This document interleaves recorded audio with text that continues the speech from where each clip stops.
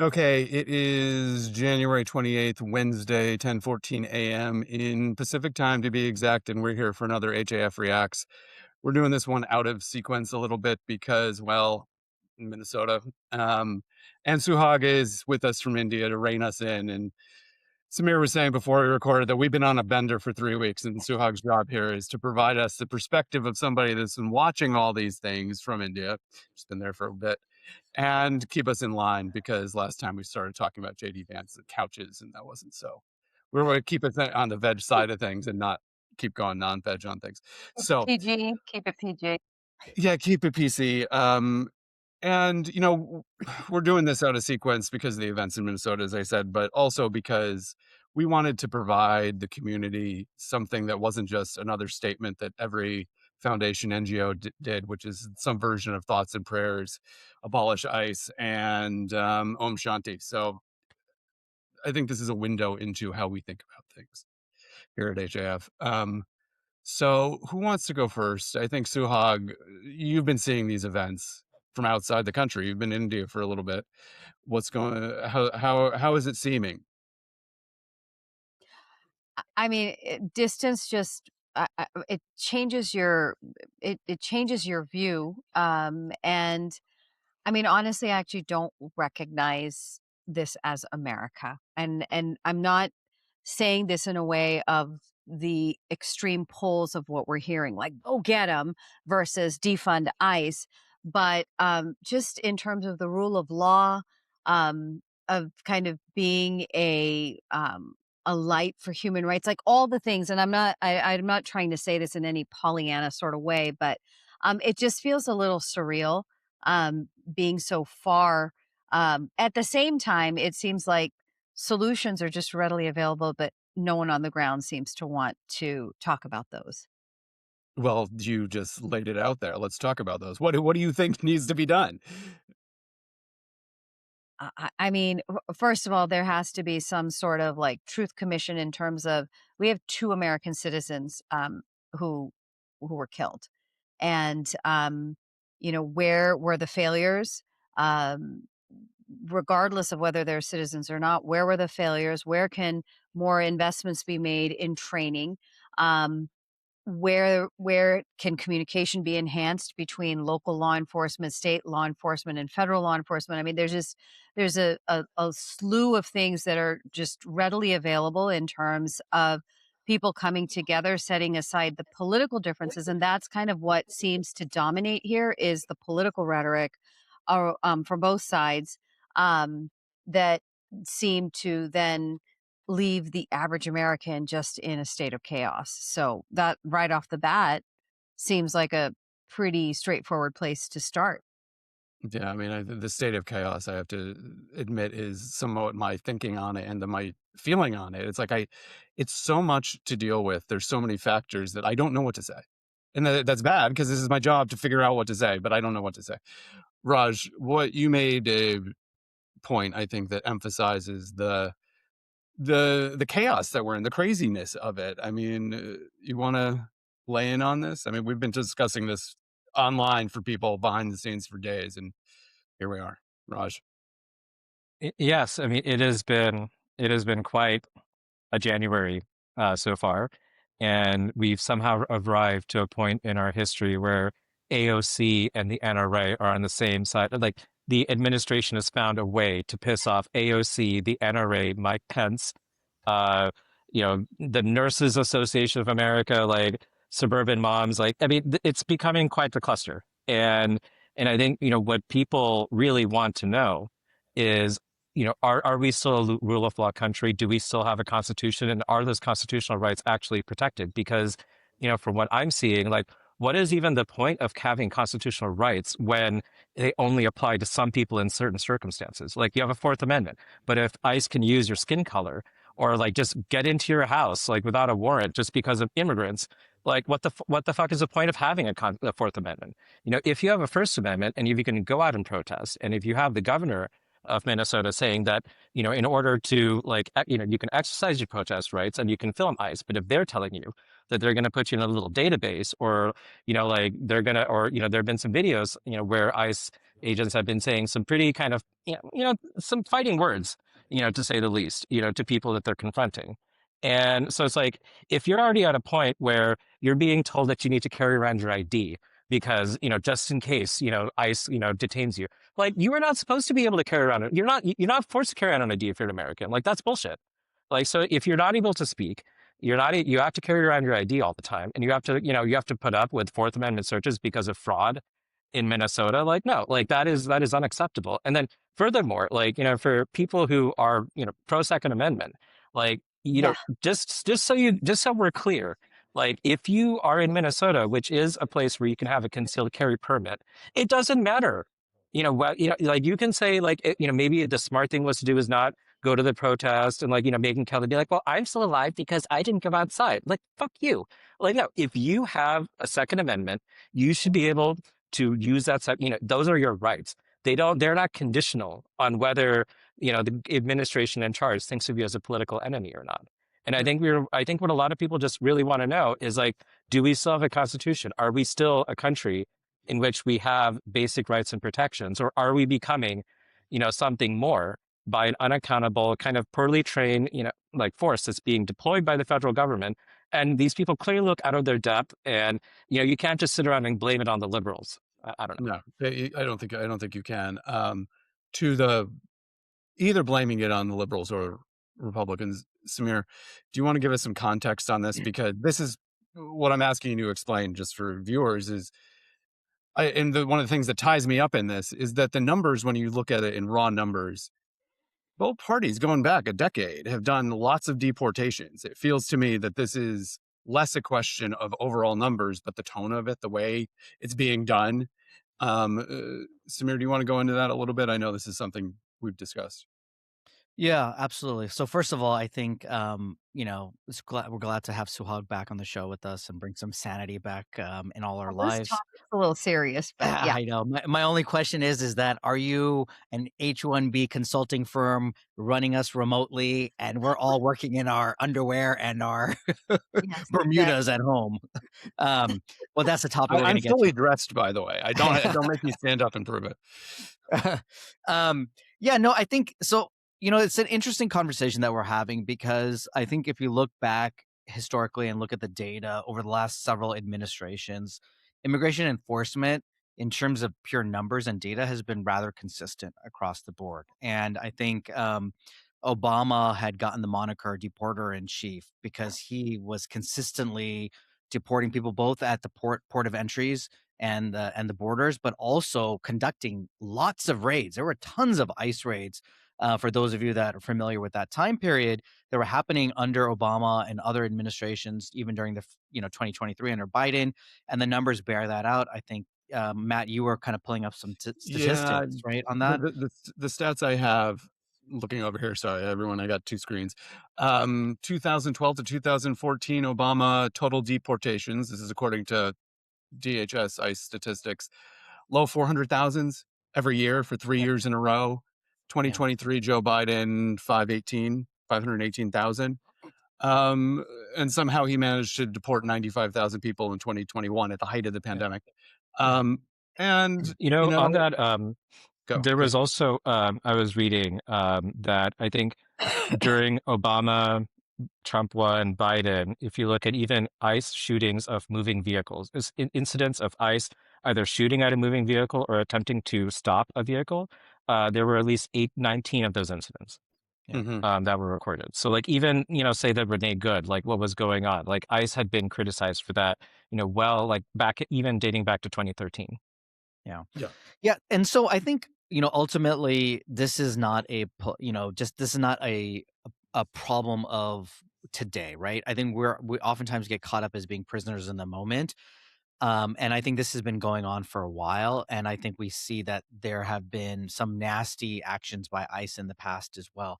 I think what's happening now is that it's kind of reached an inflection point, though. One, because of social media and videos and everything is in your face, but also because I think the tactics now used by ICE agents. And we have to remember that if you look at a place like Minnesota and Minneapolis in particular, it's not just ICE agents. You actually have Border Patrol now there, right? Away from the actual border that's kind of involved here. Yeah. So these Well, people technically are, Minnesota has a border, but go ahead. you know what I mean. Okay. No one's crossing that border at this Yeah, time yeah. of year. Like, It's full on hawk up there right Only now. the Khalistani drug traffickers are crossing that Yeah, border, exactly. Yeah. bringing in illegal Okay, cocaine. everyone drinks. shipments. Samir managed to bring Khalistan into this discussion. no snow Mexico is, the border is closed. And so so you have these multiple federal agencies that are operating here. That's number one. Number two is that this high recruitment rate that's happening, you see a lot of untrained people that don't understand immigration laws, right? And don't understand enforcement actions and how to enforce things. And number three, now these people are not just conducting immigration raids and enforcing immigration laws, but now they're also doing crowd control with protesters. They're, oftentimes getting into conflicts and, like brazenly, like confronting people. Like they kind of just want to. They're confronting people like it's an occupation, Yeah. not as a civilian police force who are theoretically supposed to police with the consent of the people you're policing, as in the community. It's coming in Exactly. as something Does outside. mooning And also, people count? Did you see that footage? No, what? oh An yeah, I saw that. He bent over. actually mooned a Mhm. crowd outside the hotel. So I Who guess did that this? should fit under. An ICE agent, I guess, He presumably. mooned? Yeah. Really? Mooned. I thought things couldn't Dropped get his lower. pants and stuck it all up against a window, a Well, hotel I window. mean, when you look at the Several floors up. DHS's, what do you call it? Social media accounts, I'm not surprised. It's like Yeah. their social media It's accounts are run by like a, teenage boys. hormone-fueled 13-year-old. Yeah. And that's actually another good point. And I think, one of the problems that we have right now is that, and this is kind of unfortunately a pattern in American history again, is that we go to such extremes and then we overcorrect it. So, Yeah. right, yes, we talked about some of the actions of ICE and, deportations under Biden, but at some point under the Biden administration, their policies on immigration were so lax and they were kind of so over the top into one direction that it created this like very pent up frustration to the point when Trump got elected in the second term, there was overwhelming American support for actually immigration enforcement and protecting the borders. I don't think anyone foresaw that it was going to come and play out like it is right now. And that's why all that support is kind of fading according to the most recent polls, even for people that voted for Trump. But I think the problem is that we kind of go so far in one direction in America, and then we, instead of correcting and kind of coming back to the middle, we then go on the other extreme. And that's where we're at today, is that we're way on this other side in the other extreme, right? Our immigration system is broken, period, right? I mean, it is. We need better enforcement. Yes, absolutely. But what's happening right now is chaos in American streets, right? And we're seeing that play out in front of us in Minneapolis. And there's no accountability. There's no kind of, rigorous, training and understanding of how to enforce laws. And what laws are you enforcing, right? Are you policing protesters? Or are you conducting immigration raids, right? Are you, violating people's constitutional rights, or are you implementing and enforcing current laws under the, Immigration Nationality Act, et cetera, right? And so, again, we've gone so far now in this other direction that things are like way out of control now. And how do you pull it back? How do you put the genie back in the bottle? Yeah. That's, I think, what's difficult. But, going back to like actionable items, Suhag pointed this out in terms of kind of doing some, very, very transparent investigations in what's happened into these two shootings. I think number two is who the hell is being recruited, and kind of having better standards into the recruitment process, training of these people, ensuring that they're sticking to what their mandate is, which is immigration enforcement, and not doing all this other stuff. So number two is like the training and recruitment. And I know a number of I think Republican lawmakers have actually talked about this as well recently. And so there are a number of things that can be done where we need to strike that balance again, right? I mean, we're never going to move forward as a country if we just talk and pull our, in extremes and kind of polls, et cetera, where either the option is, unchecked immigration and open borders, or defund ICE, right? And Matt, you were kind of open with that, right? And we cannot move forward as a country and effectively deal with the larger issues around immigration if that's how we approach it. Yeah, Well, let's two things. so go. I agree with you. This has been an ongoing issue, right? And to your point, President Obama's nickname was Deporter in Chief. But I think a slight difference here is that if we look at where is the concentration of undocumented people, there's cities like Houston, there or states like Texas, Florida that also have large numbers, but it's Democratic run cities that seem to be targeted, right? So I do feel that there needs to be some leadership, some rhetoric that's coming from the top that says, you know what?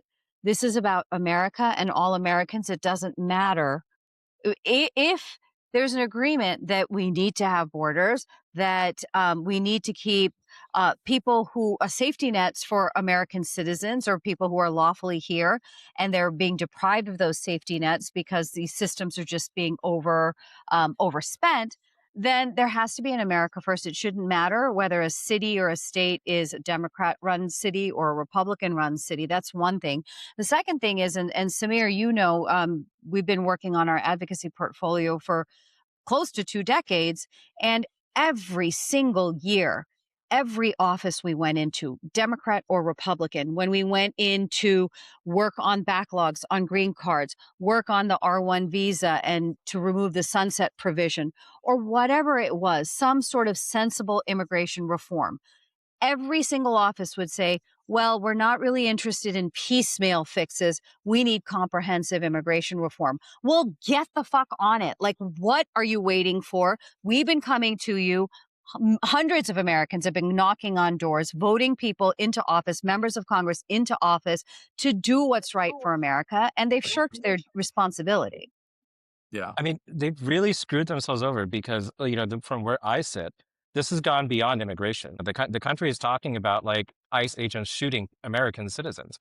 They're talking about like unconstitutional search and seizures. They're talking about an unaccountable, federal agency that may have recruited all sorts of like unqualified extremists. So, if you wanted to talk about immigration, like you could have actually talked about how to like run like a competent agency and implement policy. But no, you have from the top, you have aggressive quotas where, in order to meet those quotas, you can't just go after the criminals. You're going after anyone and everyone and anyone. No, And you're anyone and everyone. It's anyone and everyone of a particular shade. Yes. exactly, Yeah. exactly. Anyone who looks because, and again, and then to Citizenship's that point, not going to be questioned if you're pale and blonde if hair. you No. look like a Norwegian, Norwegian or Swedish Minnesota, Well, but then if you have blue hair, you might be a liberal, and then you might be armed, and then you might have to get shot. But then the other problem I see is like, at the same time while this is going on, you have a DHS, Twitter account that's posting things like that are alluding to like, wouldn't America be so great if 100 million Americans were just not here?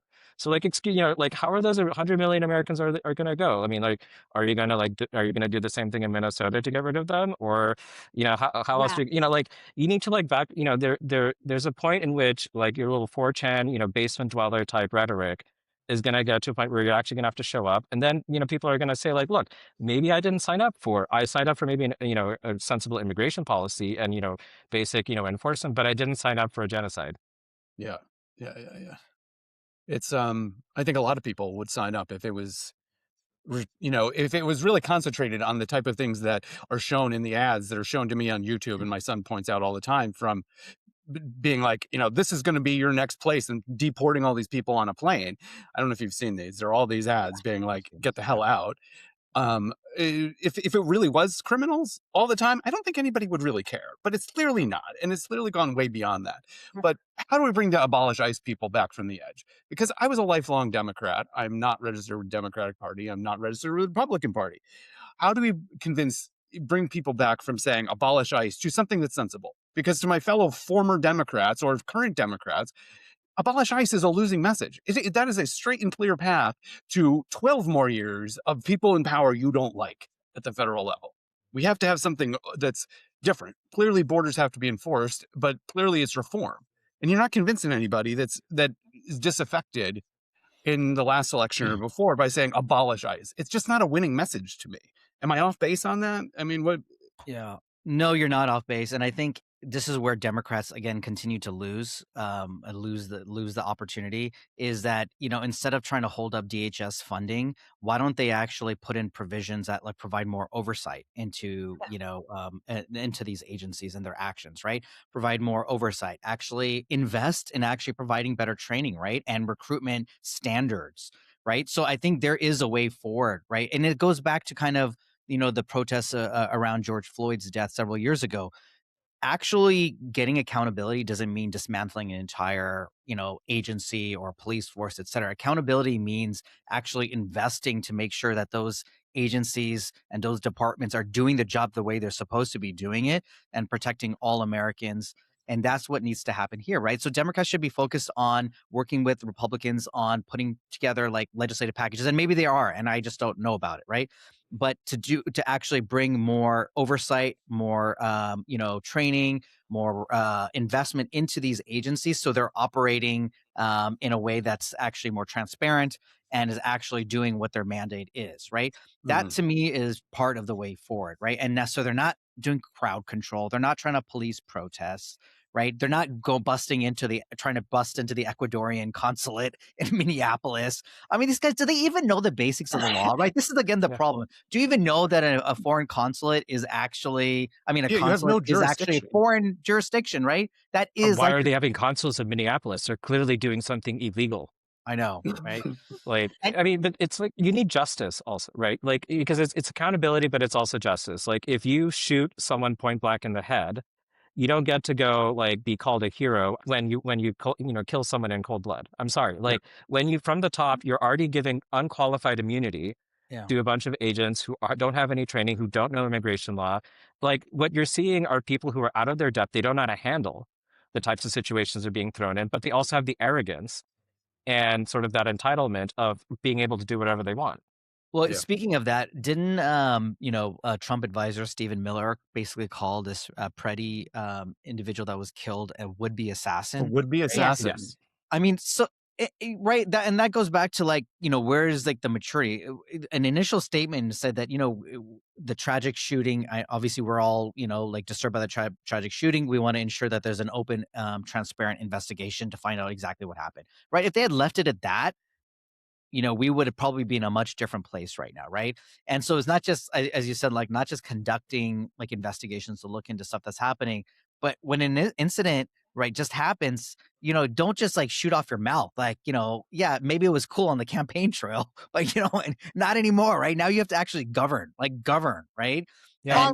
And this administration has like fucked up like every relationship domestically and internationally, right? So it is like, it's like a 16-year-old teenager who's like on testosterone, like pumped up on testosterone, that's responding to stuff like he's on like, in the schoolyard, right? And it's like, dude, have some level of maturity, right? If you want to implement certain policies, like the policies in of themselves may not be bad, but the implementation screws everything up.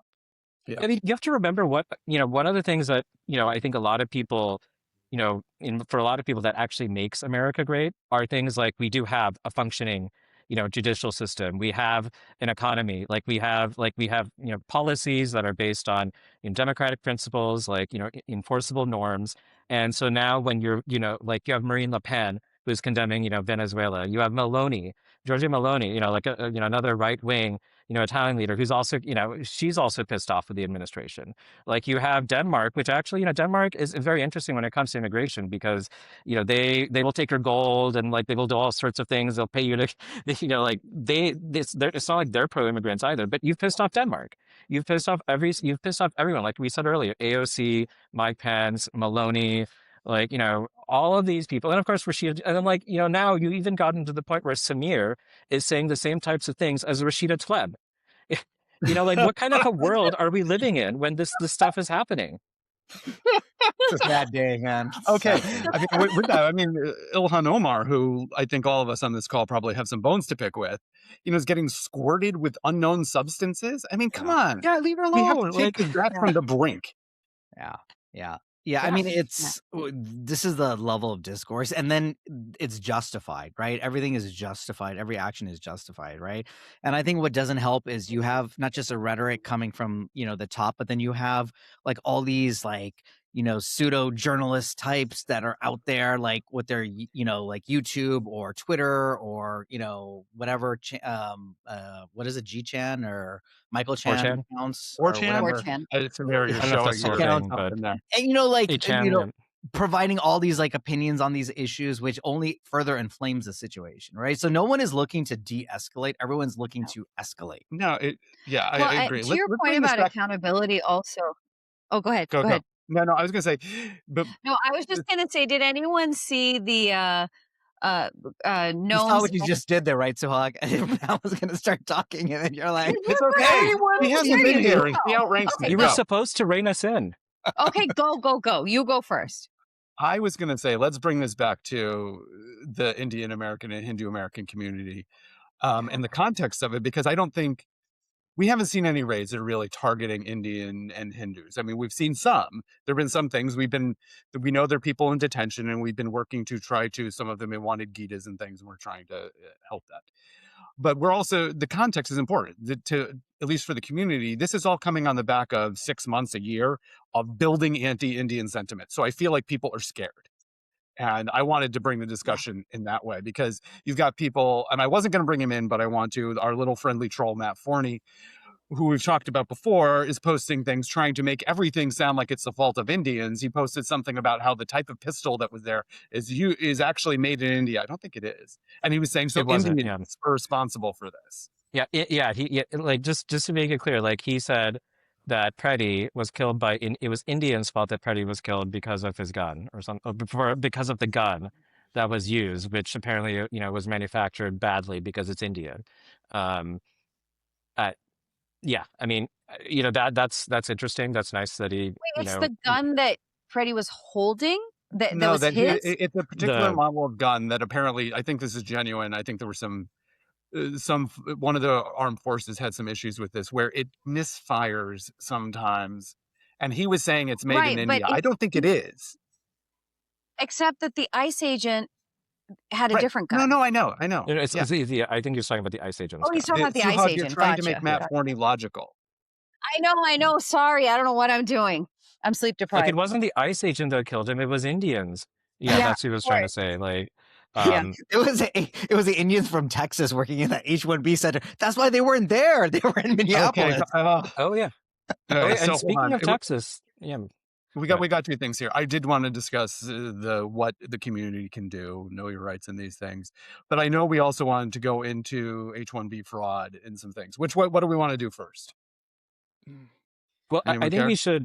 we should go into the fraud thing because just to make it very clear, like the original pretext for Operation Metro Surge in Minneapolis was allegations of widespread fraud involving Somali immigrants. And again, like this is what, I think I would say to the community is like, no matter what differences you think that you have from Somali Americans, and obviously there are a lot, but this should be looked at more as like, this is an immigrant community that happens to be in a democratic state that, is a target of, these types of investigations. And there are a bunch of little Nancy Drews that are, swarming in Texas right now that are like, oh, look at all these Indians with their H-1B fraud. Oh my God, look at these Indians. They're like in Dallas and they live in houses, and then they go walk They live around in with their houses. little like parades with their little like, statues and stuff like that. And they're clearly doing something very evil, and like they're probably eating cats and dogs too. Raj, aren't they eating monkey brains? I thought that's Vegetarian, probably. Yes, but monkey brain isn't in season because usually you want to get them like after they've had, the summer ripened fruit. And so the best time to harvest the brains is in August. Oh man, good job, Suhag. Congratulations on reining Rajan. See what you've been missing, Suhag, in India. Yeah. I mean, if you I want, mean, I am in India. I can get you a monkey. Like, No, leave the langurs alone. Yeah, it's interesting because if you look at like just patterns of when violence or other things happen, it's like this slow kind of buildup, right? It's like the dehumanization of a people, right? So it started with the U.S.-India trade war, right? And it's kind of like, basically portraying India as, a bad country. They're ripping off America on tariffs and all this other stuff, right? And then slowly kind of evolved into H-1Bs, right? And then the H-1B thing was that, oh, Indians, they're all, cheaters and scammers. They're all stealing American jobs, right? And then it's evolved. Oh, they're unassimilable, right? Indians can't be assimilated. Look at their like big monkey god statues in Texas and this and that, right? So what is it? Are you concerned about fraud in the H-1B system? Okay, we can all recognize that there is some fraud in the system, just like there is in every freaking system. Yeah. Doesn't mean you throw out the whole thing. That means you reform it. And you also But acknowledge. Samir, let's just pause on that fraud thing for just 1 second, because to me it goes along with the abolish ICE and the hyperbole in the messaging.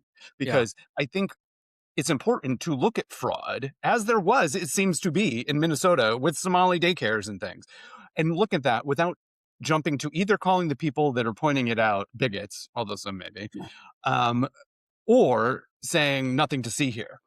And it's the same thing with H-1B. If there's fraud, let's investigate it. But you don't have to go to either extreme in defending it unilaterally or saying every Indian is a scammer, only eclipsed by, as we saw this meme, the Jews, which is also out there, because that seems to be a straight line. It's like, oh, Indians are scammers. Then now look at the Jewish community. They're even more. Yeah. Because that's what we've unleashed in this country right now.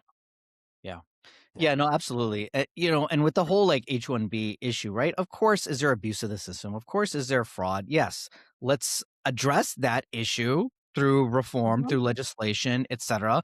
But let's also recognize that if it weren't for H-1Bs, there would be a lot of roles and professions in this country that would be highly understaffed, because you get a ton of high-skilled people coming from India and other countries. Let's not forget that H-1Bs come from other countries as well, China, et cetera, and to the U.S., and fill vital roles, invest in the economy, create jobs. And then because of that, they pay taxes, and then they invest in other subsidiary industries like real estate, for instance, and others. And so to say that, oh my God, the H-1B system as a whole is hurting America, et cetera, you know what? If you got rid of that program, see what happens. Let's just actually see. There's not a line of people waiting in every STEM profession lining up to go and take those jobs. And guess what? The people that hate H-1Bs right now are going to realize that a lot of the people that are lining up to take those jobs are going to be descendants of immigrants themselves, Indians and other East Asians. Okay. So what are you going to say then? Oh my God, these American born kids that have been here for generations are stealing our jobs. So the logic and the arguments are going to fall apart. Right. And so there's this no is logic. It's just racist, right? Yeah. I mean, And this at the end of the day. stupid like Sarah Gonzalez person, like, oh, I'm going to do like a sting investigation. And Oh I'm yeah, she's convinced such a little Nancy Drew, isn't she? I'm convinced that Audrey Truschke was there for the ride along and was waiting in the car to spot out the houses. Okay. She's like, I think there's a Hindu nationalist that lives in that house. Let's go get him. Yeah. Because they put like a little sign on the door, so that way when the Indian army comes in and invades Texas, they know not to like leave it. They know to leave it alone. It's inspired from like the Exodus story. Yeah, Orange flag. Yeah, exactly. Orange flag. Exactly. Orange paint. Little own symbol. It's on the Torrens. Yeah, and there was some great actual like responses to this investigative report that basically she has no idea how H-1B consulting actually works, right? Doesn't mean that if you list your home address at number one and there's anything illegal about that. People always list home addresses as those sites for businesses. And number two, that you are actually going to physically have people working there, right, in that home, right? It's consulting. You have people working in different remote locations. And yes, you don't always dress up. You may be wearing Bermuda shorts, right? You don't know what I'm wearing underneath my desk right now. I could be wearing Bermuda shorts, right? So I attest to the fact that I have pajama bottoms on right now. Yes, you did. Thank you. That's how the whole industry works, right? So just a lack of awareness and like, oh, I'm like, uncovering some huge thing of fraud. Okay, you know what? Maybe there is some fraud again. But to actually draw this kind of conclusion from going to this one person's house, and because they weren't able to articulate and they got concerned, you have some like random person coming to your house, you're not going to know exactly how to articulately respond with the people that are saying that, oh, why didn't he just explain it if he has nothing to hide? Well, guess what? When you have somebody like sticking a camera in your face with a microphone at your house, you're not going to always know how to respond in that moment, right? So this is like getting like ridiculous. And guess what? There's another immigrant doing this whose probably parents came here themselves, right? So And this is is her paperwork even in check? Like, is yeah. like, where is her at? Like, where is that business registered? Is it even registered?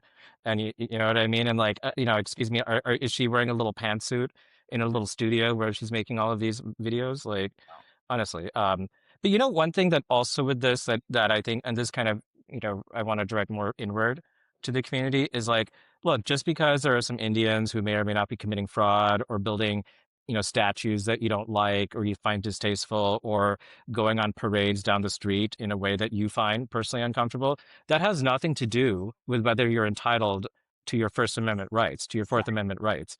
Like, and again, like I see a lot of times both, the community in the United States as well as observers in India who a lot of times when they see this prejudice, they sort of moralize it back onto themselves. Like, oh, we deserve this because Hindus are, doing bad things in India, or Hindus are like, doing, embarrassing things for us in the United States. But you know what? That doesn't fucking matter.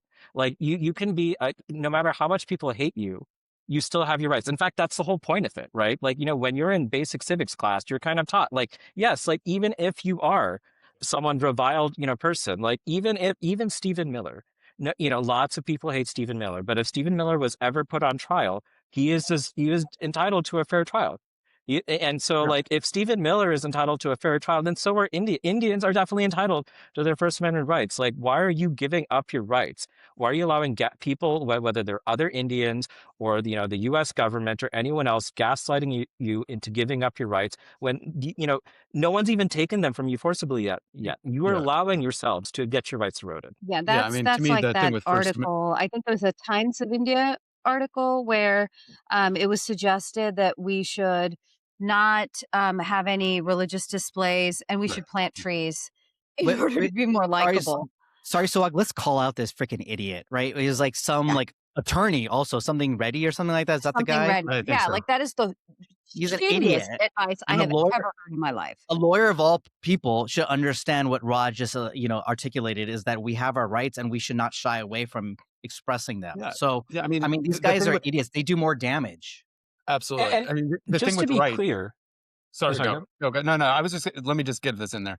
Is that the thing with the First Amendment rights is to me going along with that. Yes, you have the right to do this, but you also have the responsibility to accept the fact that people are going to piss you off, and that's okay. yeah. Yeah, exactly. And again, you have to kind of think kind of logically through. Like the Somali Americans and Somali American community, Indian American community, Armenian American community are very different communities. They are all getting targeted in various Mhm. ways by these types of fraud allegations. Dr. Oz is, going out to like, Alhambra or wherever in LA, and he's uncovering all sorts of things. And Dr. it's Oz, as in Dr. Dr. Really? Mehmet Oz, yes. Oh, Yeah, I shared this earlier. You just go check it out. But the thing is, like, you can be a good, well-behaving minority community. You can be a rich one. You can be a poor one. They're going to find a reason to hate you, right? Like, even with these parades, like, oh, we Hindus shouldn't do parades. If we don't do parades and if we just don't let anyone know we're Hindu, it'll be fine. You know what? The Ethiopians in Texas were out there doing an Ethiopian Orthodox parade, and people had a problem with that. Like, there was an Indian Catholic priest, and then this little douchebag, posts this little video being like, oh, I don't want to take communion from like an Indian priest because they're dirty. Like, it doesn't matter. Like, you can be they had Christian, you can problems be with the not Christian. Ethiopian Orthodox people doing a parade. Ethiopia was Yes. Christian before Europe. But they're Ethiopian. But clearly, like, it's like they don't want for it. Like, it's like it is it is racism thing, right? So it doesn't matter if you're Christian. You can be very Hindu, you can be not very Hindu. Yeah. You can convert out. And again, I'm not even making comment. Like, if you want to be like, go ahead, right? But if you can be like the Ethiopian Christian is going to get the same type of attack as the Indian American Hindu. Right. So, again, so why are you giving up your rights? Like, if you don't want to be Hindu, like if you don't want to practice it, that's your choice. But you make that as an individual choice. Don't do that because you think it's going to protect you from anything. Yeah. I'll just add, like, in terms of a practical takeaway for members of the community is that this is the time to get even more involved in your local politics, local city councils, local whatever it is, Toastmasters, etc. Like, be seen, be heard, get involved, whether it's charitable work, political work, civic work, you name it. Start building bridges with people. You will find that most Americans, I'd say the vast majority of Americans, are not these haters. They are as uncomfortable, as disappointed and disillusioned as we all are. And I think that this is the time that we need to unite as like sensible people. That, you know, we transcend our political differences, our ethnic differences, cultural differences, whatever it is. But it's a time to get actually more involved rather than retreating, because strength is in numbers, and those numbers don't all have to be from one single community. Yeah. Yeah. And you have to hold people accountable, right? If you look at politicians that are oftentimes the ones making all these nonsensical statements, whether they're like local elected officials, you know, city council members, members of Congress, or candidates for office. We've seen that in Texas or in Florida, or actually the governors in those two states that now have basically are passing laws that are prohibiting the universities in Florida and Texas from hiring any H-1Bs, period, right? You got to hold these people accountable and ask them, is this actually based on sound data, research, and facts? Or is this basically hyperbole because we don't like H-1Bs today and what they represent, right? Like what are these policies based on, right? So if you're giving money to these people, or you're giving money to these political parties that are doing this, whether it's in a red state or a blue state, you got to hold them accountable, and you got to like say that, hey, you know what, we're not going to give to you anymore if this is what you're gonna do, and Or we're going to fund their opponents. yeah. Yeah. Like honestly, like get more than a freaking photo op. Like, Yeah. you know, like what, like, you know, just because, like, if you're going to donate to a politician or if you're going to, you know, vote, you know, do your support, be a Karen. Like, you know, that's what Americans do. Be a Karen, whatever it is. Like, if they don't, you know, call them up and tell them you don't like what they're doing and be really annoying about it. Like, what is one of the things we talked about in advocacy call? It's like, you're always like, call up your representatives. Like, that's what people, that's what you do. You don't sit there and then be like, oh, you know, we deserve it. Like, no, like you be annoying, you know, within reason. But Okay. don't call our number. Yeah, don't call us. We'll call you. Okay, we're at Call 40. Audrey. Call Audrey. I'm just kidding. Be We're nice. no, Just kidding. She will use that against us. We're at 41 minutes on this. I didn't say which Audrey. Dude. Audrey Hepburn. Audrey. Yeah, call her. We'll do a seance later. We're now That's at what 42 internationals minutes. do too. Let's wrap this up. Let's figure out a way to wrap this up. I feel like we've given some advice to the community. We've ranted, we've raged, we've discussed monkey brains and the best season for harvesting monkeys, Raj. But we haven't talked about how to prepare them properly. I do have one topic. Sorry, Yeah, I know okay, we're fine. at time, but One topic. We can keep going. did anyone find the message from the First Lady just slightly ironic? I mean, she's clearly an immigrant, is a not an American accent, telling the public for protesters to be peaceful, which for the most part they have been, and calling for us to get united. There was a little bit of irony there that I just would love to hear your thoughts on, if you I have don't know. any. I don't. I confess I don't think about her. I mean, she has a new documentary that came out. I believe it's available on Apple TV. So if anyone wants to accuse us of, you know, being, you know, whatever, like there is Melania, the documentary, which you're welcome to see, and I'm sure there are plenty of other documentaries available on Netflix or other major streaming platforms that can tell you about how bad the administration is. Okay, There we go. fine. Samir, any closing thoughts on this? Yeah, I thought we were angry this time, but not as funny. Maybe Well, maybe because the effect I have on you guys. yeah, I know it's your fault, Suhag. I mean, like I if you weren't here, we would have talked about You would all have been sorts of things. funnier. I take Yeah, the because funny out of you. Sorry. exactly, because, you know, we talked about furniture, we talked, you know, like OnlyFans. We talked about OnlyFans. Did you know that? I did not. I'm gonna have to catch Yeah. up on that episode. Because we talked about how America is actually more liberal than Canada because you can actually come in on a talent visa to the United States as an OnlyFans creator if you have enough followers. Whereas in Canada, unless you are a permanent citizen or a permanent resident or a citizen, you cannot engage in OnlyFans work because those jobs, they the keep for gaping Canadians. maw of Mhm. of chaos is sucking us in with those comments. So wait, so I'm gonna wrap. I have the last quick question though. So what happens to all those Khalistanis if they can't do their OnlyFans accounts in Canada? What are they going to do?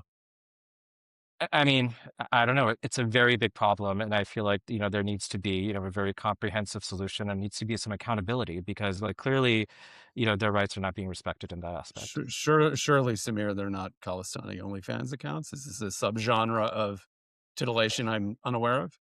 I have some thoughts I should probably not share at this point. Okay, we're stopping now. Thank you, PG. everyone. I said we would keep it PG. Okay, we're gonna come back probably in next week and hopefully keep it veg. See you guys. Bye. No, we won't. Don't worry. Yeah. We won't keep it veg. It's never going to happen.